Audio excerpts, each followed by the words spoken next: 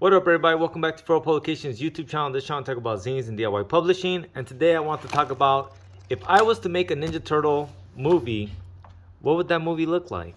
And so, off the bat, I would base my Ninja Turtle movie off the Mirage Studio comics and keep it as closely aligned to that comic book series as I could or wanted to for story purposes. So I wouldn't start it off with the Foot Clan or Shredder or any of that. I would start it on issue number 2. So for those of you guys that aren't unaware, issue 2 is actually with Baxter, April, and the Mousers. And I would cut all this stuff out and I would start this whole story here with this final battle of the turtles going in and killing all the Mousers. That means that Baxter's already out of the picture. It's this portion of it here with April in the office working with Donatello trying to figure this out. This would be the opening sequence, just them fucking destroying Mousers and going at it, and then boom, April's able to get rid of the Mousers.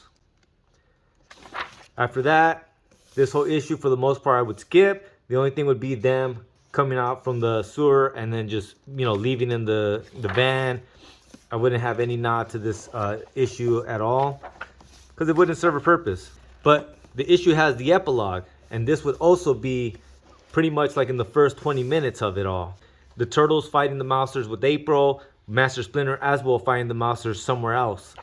So this whole epilogue with Splinter and the Mousers would definitely make the cut, be in the movie, really show off Master Splinter doing his thing, but it's just too many Mousers for him to take on his own. Turtles as well were in a heated battle, but it was 4, 5 if you count April, so 5 of them fighting against the Mousers, whereas Splinter was fighting them on his own. Doesn't make it. These ominous characters find Splinter, boom, that's the end of that. This whole sequence here, I would cut it out. We don't need to know that the Krangs. That's one of those things that as a story element, I think it'd be a fun twist later on, because not everyone's read the original Mirage Studio comics, and not that many people even know the Ninja Turtle comics. So it would make sense to show that later. After that, you jump to issue number 4, but you cut most of it out because they have a scrimmage with the Foot Clan. I would cut the Foot Clan out of the first movie because I do have like a planned trilogy for it, but like this first one, I would cut the Foot Clan completely out. You know, maybe make references or something like that, but I definitely wouldn't be showing the Foot Clan any battles or any of that. You know, like sometimes I think that one of the things people do wrong is that they stick to what people know just for brand awareness, but the characters people know, so you don't need to mention the Foot Clan. We know that the Turtles don't get along with the Foot Clan. It's the same thing, like April doesn't need to be introduced, and we don't need to explain how she met the Turtles and all that other stuff.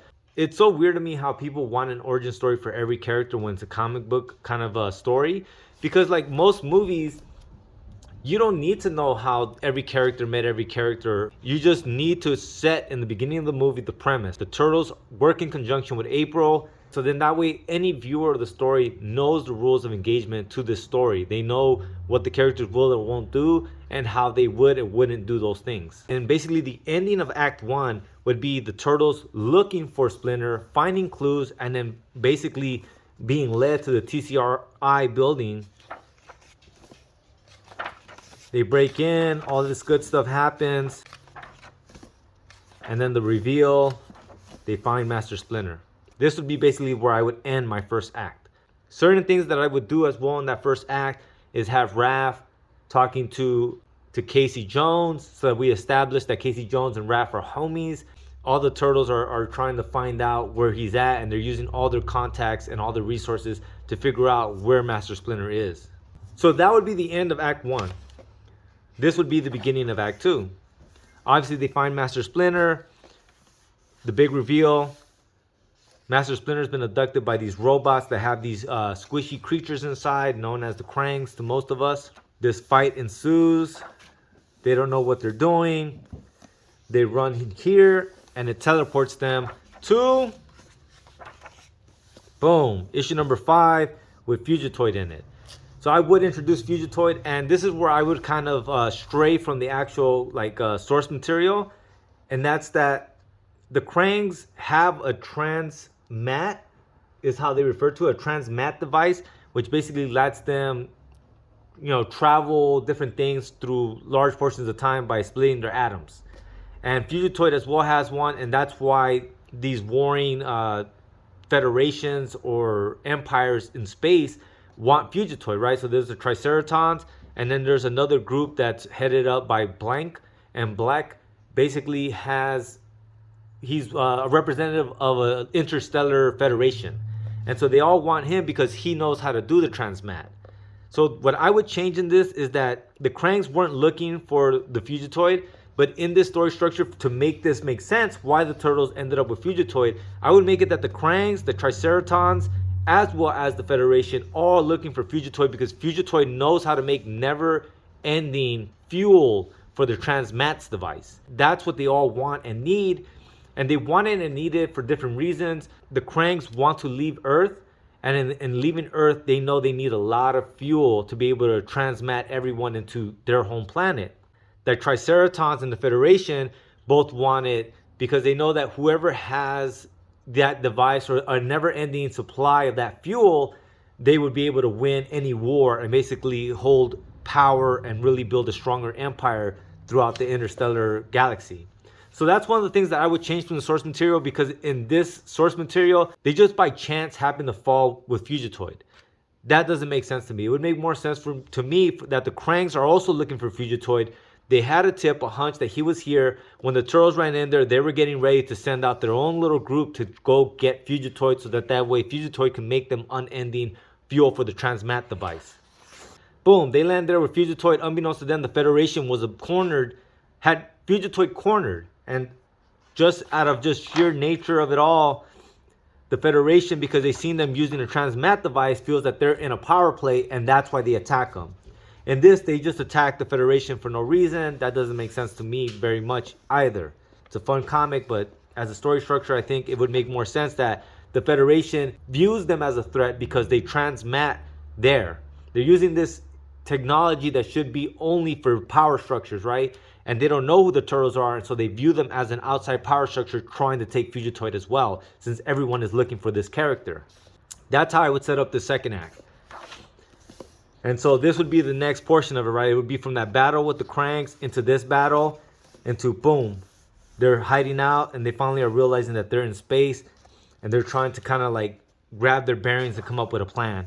And this would be when it slows down and we get some more exposition on it, who Fugitoid is, why is everyone looking for him, who the Triceratons are versus who the Federation is.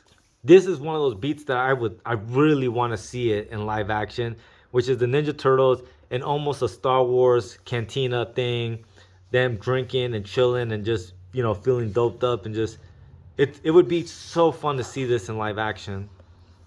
And then it would go right into the ending of Act 2, which would be this fight scene in the bar, in the cantina, with the Federation going there for Fugitoid, as well as the Triceratons showing up and trying to get Fugitoid. And so the Triceratons, the Federation, are there to get Fugitoid. The Turtles are defending and protecting Fugitoid because Fugitoid knows how to use the transmat device. Fugitoid will get them back to Earth if they stay with him. He has never-ending fuel to the transmat device and knows how it works and functions. And so that's why the Turtles are protecting Fugitoid. The Triceratons want him for war. The Federation want him as well for war. And that's kind of where we're at. So like this part right here is kind of what sums it up. Like what's at stake here.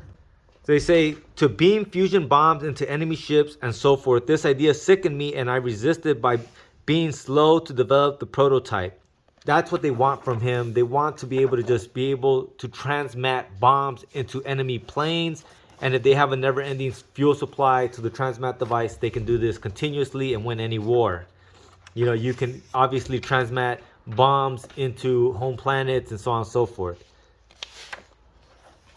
And so this would be the ending of Act 2, which is basically the Turtles lose. They're captured. They're used as leverage against Fugitoid. And they're all, Turtles as well as Fugitoid, are captured by their Triceratons. This would be the beginning of Act 3. In the beginning of Act 3, we're introduced to the Triceraton, because a lot of people don't know that the Ninja Turtles series has so much sci-fi lore to it. You gotta remember that Kevin Eastman and Peter Laird were big Jack Kirby fans, right? Like this whole imagery is so Kirby-esque that anytime I see it, I'm always just so surprised that Kirby didn't ever do a turtle splash page or something of the sort for one of the issues. But there's so many homages to like just really good pulpy sci-fi. And so there's some stuff that I would cut out of here, but basically I would have it where instead of the gladiator fight scene and them escaping through that fight scene, I would have the turtles do a gladiator fight and win their first battle.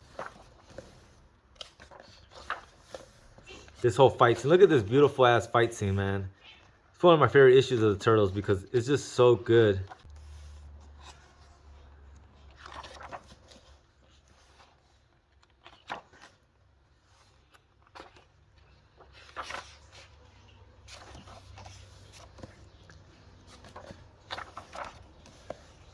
Look at all these pages right here, just straight up chunking them. But and so the way they have it originally is in that moment they have tri-sports, which is basically cameraman flying around capturing what's going on so that people can view it on the big screen. They take one, they fly up there where Fugitoid's at with the main Triceratops, and this fight ensues, and they capture them. I would change that. I would do it where they have a gladiator fight scene. They're hurt, they're damaged, they're in their cells. Give Fugitoid a moment to shine. Fugitoid finds a way to escape from the Triceratons and go find the turtles and get the turtles out of there.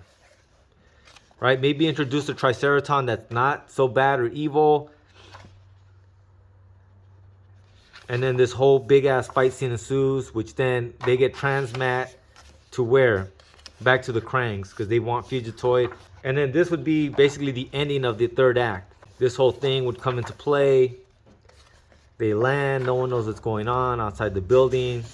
Casey Jones and April's watching the TV, wondering what's happening. This whole battle between the Krang, the Triceratons ensues. The Turtles are basically the maker or breakers to this dilemma.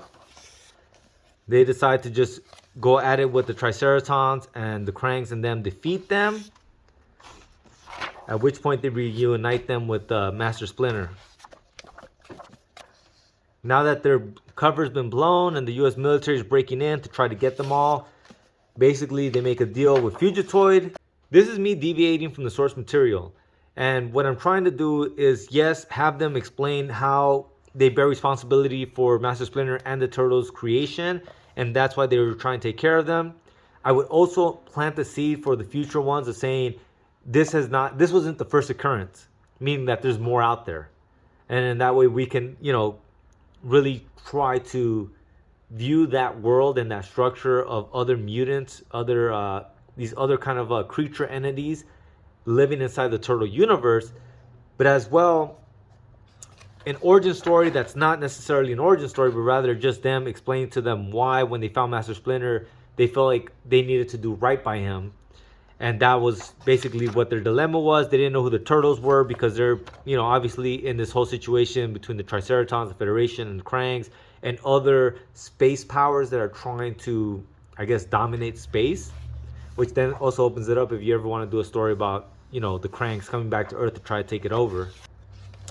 But in this issue, basically, I would have it done where they try to make a deal with Fugitoid, and Fugitoid tells them, for sure, I'll make a deal with you. I'll help you all get back to your planet now that the military is coming down on you guys' neck. But I'm not going to give you guys my recipe. They say that's fine because they don't have any other options. They get transferred back to their planet. Fugitoid then transfers himself as well as the Turtles into April's living room. Or maybe Fugitoid doesn't go back to April's house, but rather he gets the Turtles back to where they go. And then the last scene is Fugitoid going through the transmat himself. And maybe even branch off and do a Fugitoid movie series. But that would be my first Ninja Turtles movie. That's the issues I would use and the source material that I would use.